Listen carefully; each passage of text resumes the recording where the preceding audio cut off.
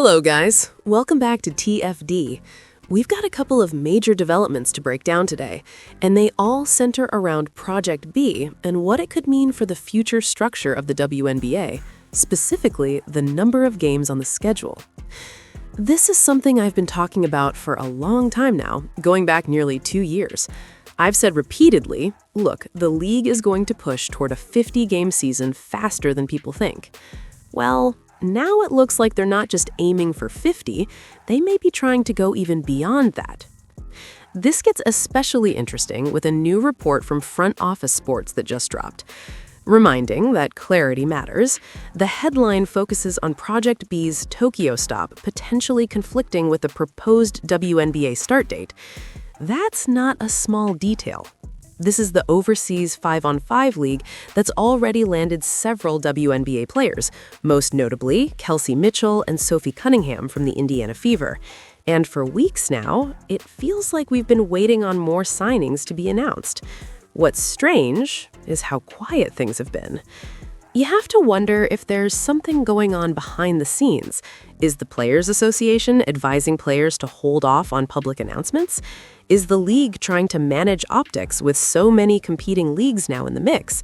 Because, let's be honest, this is starting to look chaotic. You've got domestic leagues, overseas leagues, off-season leagues, and now schedule expansion all colliding at once. And while the potential overlap in dates is important, to me, that's not even the most interesting part of this article. The real story is what this says about where the WNBA is headed, how aggressive the expansion plans are, and whether the current system can actually handle it.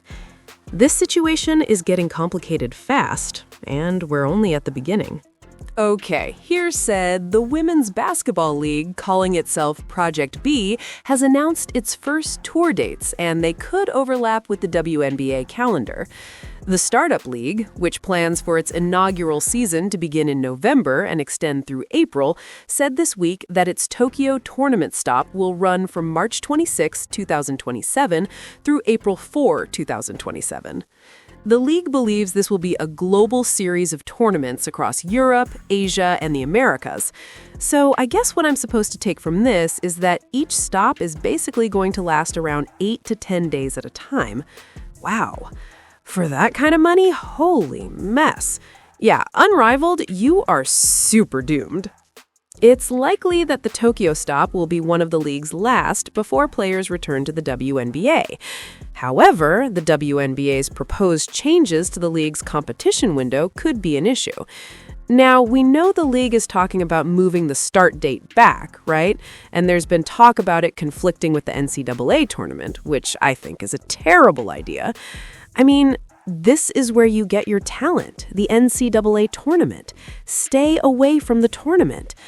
At this point, the tournament tends to be the best advertisement for women's basketball outside of a Caitlin Clark game.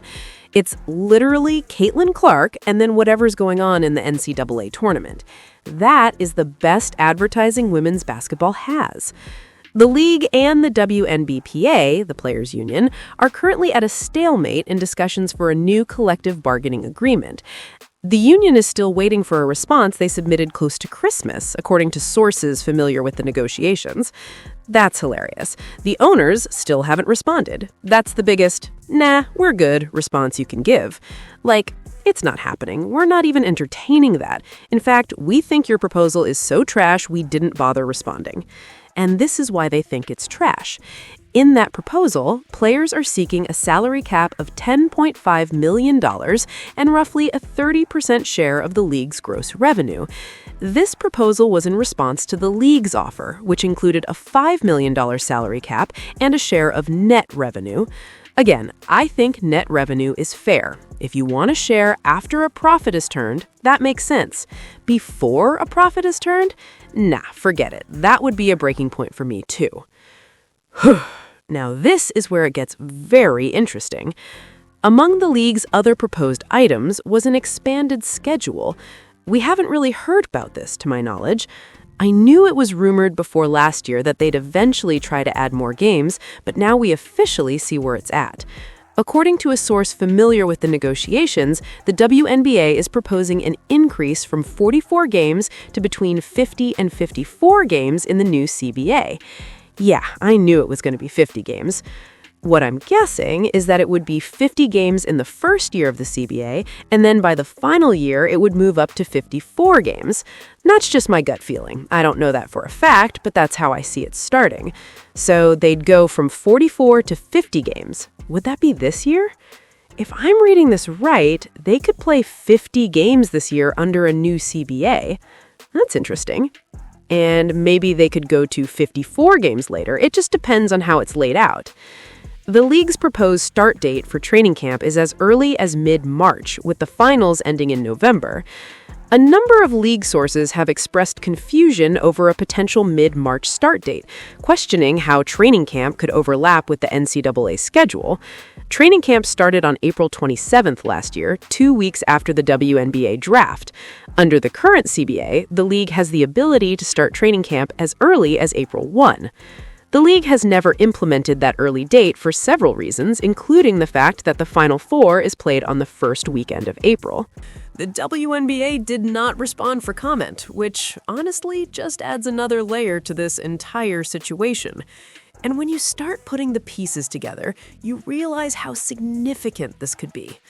First off, if there is a season under a new agreement, you're potentially looking at 6 more Caitlin Clark games immediately. Just like that, you go from 44 games to 50, assuming both sides agree on the number, which I think they will. If players truly want to make more money, this is the trade-off.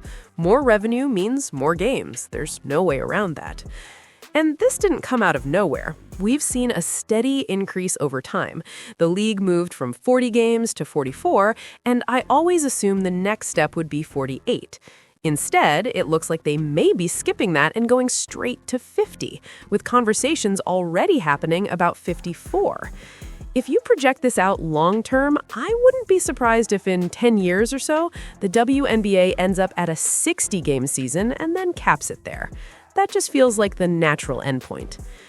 What's also interesting here is the crossover with Project B. When you actually look at the details, the potential conflict with the Tokyo stop amounts to about 3 games. That's it.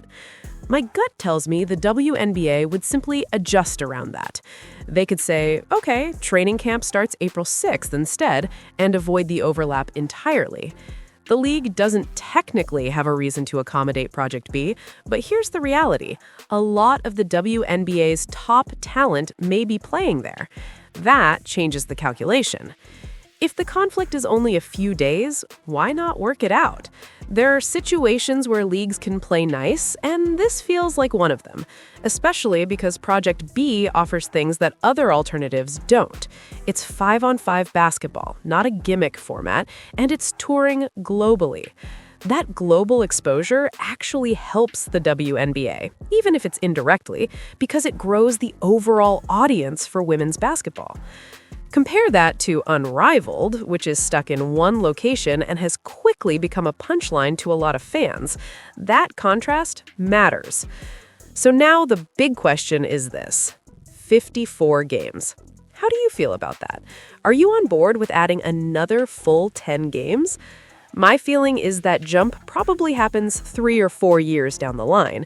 But based on how this is shaping up, 50 games might be coming a lot sooner than people think if the players in the league get a deal done. Thanks for watching. Don't forget to like and subscribe.